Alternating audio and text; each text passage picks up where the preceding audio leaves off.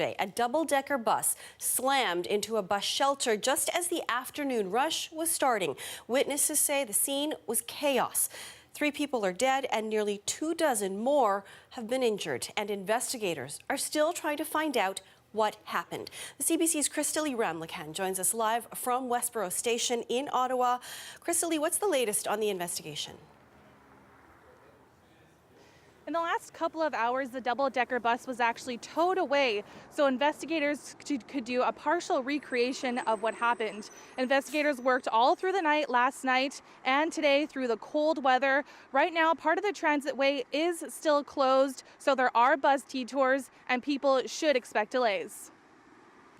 Ottawa police say they are preparing for a lengthy investigation. They're looking into the conditions, weather, the bus itself, and possibly any human factors. This will be a long and detailed and complex investigation. We are reviewing all aspects of the collision, including the vehicle, the roadway, weather, and the driver's actions. Our job is to determine what caused the collision so we can learn from it and prevent such tragedies from occurring again. Investigators used drones to capture every angle, and they will be reviewing the bus's data recorder. Police say the bus was at near capacity with about 90 people on board. They're reaching out to the public, hoping to interview every passenger. Investigators worked through the night to identify victims, but are not releasing names yet. The bus driver was taken in for questioning, but was released unconditionally. It's important that the public does not read into the fact that she was arrested. And that is the reasons why we arrested her, part of the investigation. We're not going to get into that. In the community of Bridlewood, where the bus was destined, people are heartbroken. Knowing that it could be co-workers or whatnot on that bus, it was definitely shocking and it was a tragic situation. And then when we found out it was the 269, it even brought it, closer to home. We just hope that this couple is worried about who could have been hurt around them. The bus travels down their street. I was shocked and horrified because we take the bus. It's just so sad. This man's daughter took a bus on the same route just an hour before the crash. Well, it was pretty scary, but at the same time, I felt very sad and bad for all the families affected. Ottawa police are leading the investigation. Transport Canada is assisting. And if people are still worried about family members that they think were involved in the crash, they can get in touch with the Red Cross. They are reuniting families. Also, the Ottawa Police Services say that they have a lot of personal items from the crash scene that they want to return to people. Ottawa Police say you can give them a call, but they do ask for patience as they are getting a lot of calls right now. It's understandable. Thanks for this, Crystal. Toronto police are investigating the city's 4th murder in 6 days. Officers then commenced CPR, contacted Toronto Emergency Services and Toronto Fire, who also attended, and despite the best efforts of everyone, this male has now been pronounced deceased. Officers were called to Dundalk Drive near Kennedy Road and Highway 401 in Scarborough just before midnight for reports of a shooting. Police arrived at a high-rise building and found a man suffering from multiple gunshot wounds. He was pronounced dead at the scene. Investigators are looking for 3 suspects described as males ranging in age from 17 to 25. Drop your hat. Welcome to Canada. A moment watched around the world. A young Saudi woman fleeing from her family is welcomed to Canada as a refugee. Rahaf Mohammed Al-Kunun landed in Toronto today after the UN High Commission for Refugees requested Canada take her in. She gained worldwide attention when she used social media to plead for help. Lorenda Redekop has more on her arrival and what it could mean for other cases. Yeah, oh, wait a minute, here it is. The first look at Rahaf Mohammed Al-Kunun in Canada, already wearing a sweatshirt from her new country, side by side with the Foreign Affairs Minister. A very brave new Canadian, and Rahaf wanted Canadians to see that she's arrived at her new home, but she's had a very long and tiring journey. Al-Kunun's defiance towards Saudi Arabia, obvious with her short skirt. She claimed abuse by her father and escaped while on holidays in Kuwait with her family. Saudi law prohibits women from traveling without a man's permission. She was heading for Australia, but during a stop in Thailand, officials seized her passport and prepared to deport her. She barricaded herself in a hotel room and took to Twitter, pleading for asylum. Her case gained international attention. It was an emergency case. This is a situation where this individual's life-threatening situation. In this instance, we were able to fast track. As for other women who may be in danger without the same platform, Where we can save a single person, where we can save a single woman, that's a good thing to do. Freeland didn't answer what this will mean for Canada's strained relationship with Saudi Arabia. With Saudi these days, it's very unpredictable. Canada's previous ambassador there, barred from the country last summer, says Canada shouldn't exploit the relationship with its new refugee. I would hate to see us use this and say to sort of keep trotting her out various sorts of photo ops and things like that, where she becomes the mallet with which we bash Saudi Arabia and bash the guardianship laws. Al Qanoun's social media presence means she already has friends in her new city. And arriving in Canada in January, the Foreign Affairs Minister said Al Qanoun already commented on the cold. Lorenda Reddekopp, CBC News, Toronto. Now, Al Qanoun's first 24 hours in Toronto will be busy. Today, Talia Ricci connected with Costi. That's the organization that will be helping the 18-year-old settle into her new home. So Talia's with us live right now. What did Costi say about what these next few days will look like for her? Well, Maribel, there's lots of little tasks on the to-do list. Things like getting a new SIM card for her phone and setting up a bank account. And then, of course, there's bigger challenges like finding a place to live, enrolling in English classes, and getting a social insurance number. Costi is helping the young woman through all of this. Earlier, I spoke with the organization's executive director, Mario Calla. Sure that she has all the information she needs so she can make decisions about her future. So we as an organization that helps refugees, she's a government-sponsored refugee, so she has the government support for up to 12 months. And so we explained that to her and explained to her that she will be staying with us temporarily and we will help her find housing, we'll help her find a place to stay. She's excited and it's all new to her. Calla added that the teen has already made friends in Toronto through social media, and she would also be meeting them today.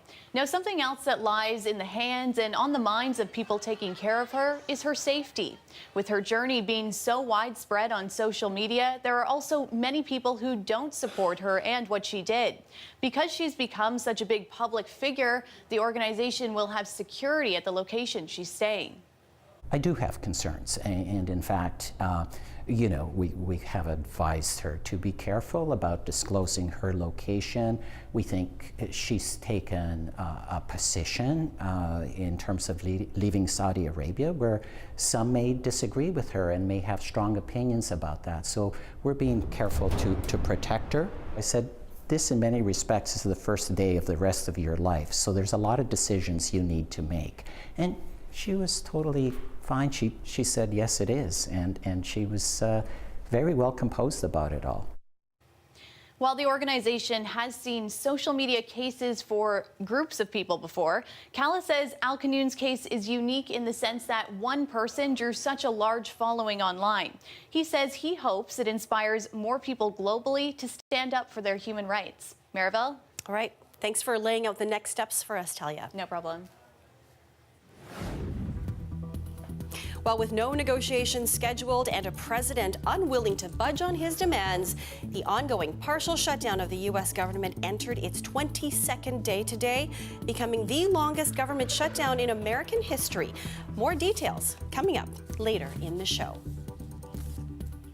Well, the province has announced the results of its cannabis retail lottery. 25 lucky applicants are now eligible to apply for a license to run one of Ontario's first cannabis shops. The majority of those who won were individuals, not corporations, and that has some questioning whether they have the expertise to successfully open and manage a shop come April. Kelda Yoon is live outside Cannabis and Coffee for us tonight. Kelda, the shop is hoping one of the winners will want to partner up with them potentially. That's right, Marivelle. At Cannabis and Coffee here on Front Street, they had initially planned to apply for a license to sell cannabis, but back in December, when the government suddenly announced that they would be awarding the licenses based on a lottery system, they changed their minds. That's because they looked at the fine print, they looked at the rules and decided that it might be more lucrative if they waited to see if any of the winners would want to partner up with them because of their expertise. Cannabis and Coffee has been open since June. They sell a lot of coffee, but as for cannabis, they're still waiting. We've invested in a lot of resources in legal and preparing ourselves, training our staff for this day. And then just in December, they changed the rules. Instead of an open licensing system, the Ontario government decided to go with a lottery. Late last night, 25 applicants out of over 17,000 were chosen at random by the Alcohol and Gaming Commission. Now there are some very lucky winners out there, which is great, congratulations. But for us, we've prepared for this. And a lot of people aren't going to be prepared for this. You know, there's somebody who's just won that's probably like, now what do I do? So we're here to help those people. Gordon Whiskey believes many will need the help. In Toronto, all 5 of the winners are sole proprietors. If we would apply, we wouldn't be allowed to partner with certain people. We wouldn't be allowed to do certain things. The winners now have until January 18th to submit a license application. The big question now is, will they be ready to operate by April 1st? That's going to be a big question mark as we go forward, and that's why I think the people that did win, if they don't have the requisite experience, they're definitely going to need to find the right people, either as consultants or partners or employees to get them over the finish line, because it's not like opening a corner store. It's a highly regulated environment. They will also have to act quickly. If they don't open on April 1st, of that $50,000 deposit, $12,500 comes out. 15 days later, another $12,500. As for those who weren't chosen, Finance Minister Vic Fedeli says they'll simply need to be patient. As soon as the federal government can begin to license more producers in a safe yet practical way, an efficient way to get more out there, then we will go to full and open market. But Cannabis and Coffee is hoping they won't have to wait until then. If you've won, you can come on down and we'd love to talk to you. As mentioned, the lottery winners have until January 18th, that's this Friday, to submit an application for a license. They will be subject to a background check. Of course, if they don't pass the background check, the Commission will turn to a wait list of applicants. That was also released late Friday. Back to you, Maribel. All right, thanks for this, Kelda. Safi Kambalia joins us with a look at the weather. Boy, winter sure did come back as far as temperatures this week. Yeah, no nice fluffy snow to go out and play with the kids. Christmas is done, so now we're all hoping and keeping our fingers crossed for spring. But there's a lot more to come, a lot more cold and a temperature roller coaster for this week ahead. That is the Reader's Digest version. We are about 5 to 10 degrees below seasonal. Boy, can you feel it out there. Here is why. High pressure is funneling in some of the coldest air in the country right now our way, but this high pressure is doing a couple different things. It's keeping this massive winter storm far to our south that is hammering the states right now. This high pressure is also doing another thing for those of you on the Golden Horseshoe. It's a northeast wind, which for those of you anywhere from Oakville to Grimsby means lake effect snow over the next 12 to 24 hours. We're seeing it start right now. These are going to be oscillating bands, could cause some issues for any of you driving into the overnight period. Oscillating means the accumulations aren't going to pile up, which is good, but could be some tricky driving conditions. And then really the story is going to be of cool air. But I'll tell you when we come back about how those lakes that are giving us all that lake effect snow are actually moderating the temperatures and how it could be a little bit worse. We'll be back with that. I'm not sure we want to, but we will. We'll see you in a few. Glass half full, folks. Glass half full. Thanks, Afia. You're welcome.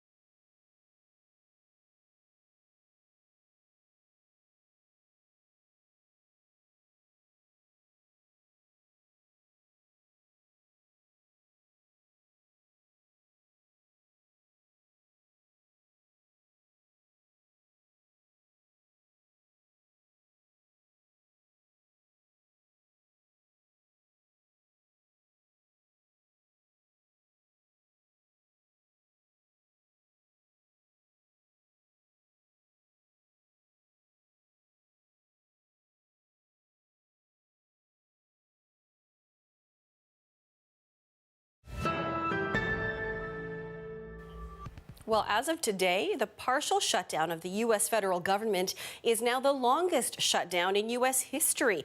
And with no negotiations scheduled, that's not going to change anytime soon. Melissa Kent has more from New York.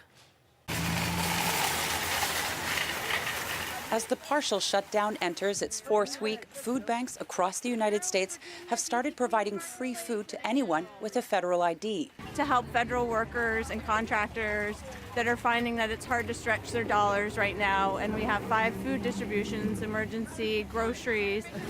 Please end the shutdown. This help is hurting us tremendously, more than anyone would ever know. Food, mortgages, daycare, gas. America's 800,000 federal employees are having to make some tough decisions, with reports some are having to choose between food or medication.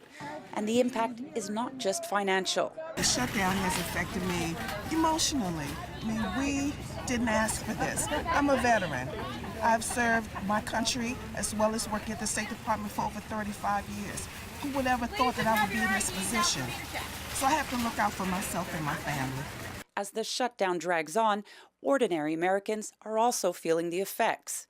Miami International Airport had to close one of its terminals because so many federal TSA screeners have been calling in sick. In a series of tweets today, Donald Trump continued to blame Democrats for the shutdown, reiterated what's happening along the southern border is a humanitarian crisis, and reacted to media reports his administration is chaotic and has no strategy, saying he does have a plan, that he was the one elected, and part of his campaign promise was to build a wall. He also said Mexico would pay for it. I think that most Americans didn't believe that Mexico was going to pay for the wall, but what this shutdown is showing them is that many Americans are actually going to pay for the wall with the shutdown and the billions of dollars it'll cost. The president insists he can invoke emergency powers to build the wall, but he's holding off to give Congress time to act. If Trump does declare a national emergency, this debate will very likely move from the halls of Congress to the courts. Melissa Kent, CBC News, New York. To the UK now, where Brexit is getting a sharp shove forward, this time from a top cabinet minister with a stark warning. He predicts a grim future if Brexit is blocked. CBC's Dominic Velitis has more on this for us from London. Well, this was a stark warning from Britain's Transport Secretary Chris Grayling. He is a senior government minister, so his words perhaps do carry some weight. And they come, of course, ahead of Tuesday's big vote in the House of Commons, in which MPs will decide whether or not to back Prime Minister Theresa May's Brexit deal, the agreement she made with Brussels that is meant to facilitate Britain's departure from the European Union in March. And Chris Grayling told the Daily Mail newspaper here that if MPs were to block or water down that agreement, then the 17 million people who voted for Brexit, the majority who took part in the referendum, would undoubtedly feel cheated. And ignoring them, Grayling warned, would end centuries of moderate politics here in the UK and potentially open the door to what he called extremist political forces. That, he has warned in this article, could lead to the UK becoming a less tolerant society and a more nationalistic nation as a result. As I say, MPs will vote on Theresa May's Brexit deal on Tuesday, and despite the rhetoric from senior government ministers like Chris Grayling, it is widely expected that they will reject it. And government ministers have warned that the UK could face a kind of Brexit paralysis if, or perhaps more accurately when, it is voted down. And that raises the spectre of the country crashing out of the European Union on the 29th of March without a deal, the full consequences of which are unknown. Dominic Velitis, CBC News, London. Still to come, we'll tell you why some people in the city would rather sleep outside in the extreme cold than go to a shelter. That's just ahead.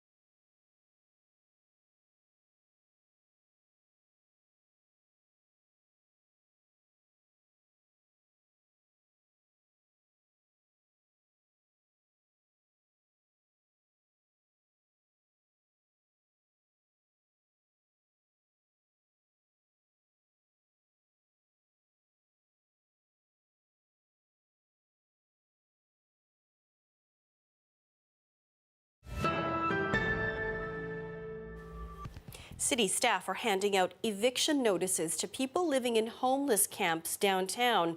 Residents are being told to pack up their things and leave in the next 2 weeks. These tent cities have been around for months beneath the Gardner Expressway, and city staff say they've recently been growing. Some are dangerously close to highway ramps, and some tents appear to be heated using propane tanks that may not be safe. So the city wants them gone. But one resident says the city is making a mistake.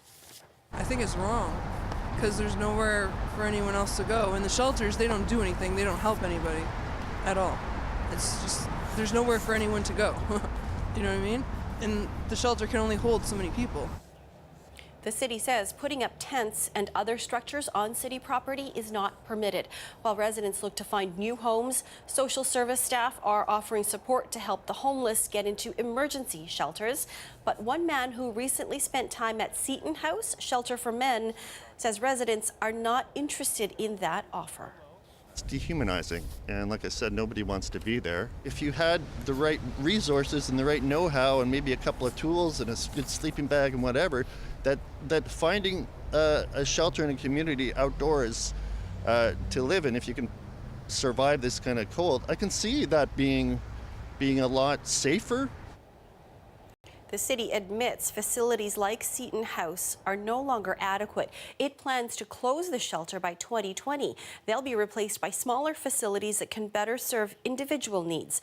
The city also plans to add 1,000 new beds, but the revitalization shelter strategy is expensive. It's expected to cost $500 million. And certainly that cold has been a factor this past week, Safia.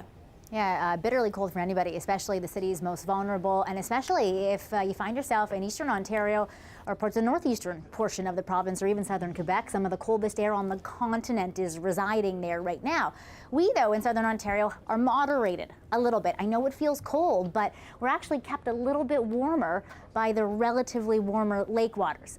Perfect combination, though, for lake effect snow. Warmer lake waters, colder air moving in on top, and it's a northeast wind. That means you have the potential to get hammered by lake effect snow, Oakville to Grimsby. Now, these bands of snow overnight into Sunday and even into Monday will be moving around quite a bit, which means accumulation won't really stack up, maybe 5, maybe 10 centimeters. We're starting to see a little bit right now, but it ramps up into the overnight and early morning hours. So be careful if you're driving on the Skyway or headed over to Hamilton. It could be worse though, folks. Huge winter storm kept stateside by that same cold air that we are speaking of, this strong high pressure that is rooted above us.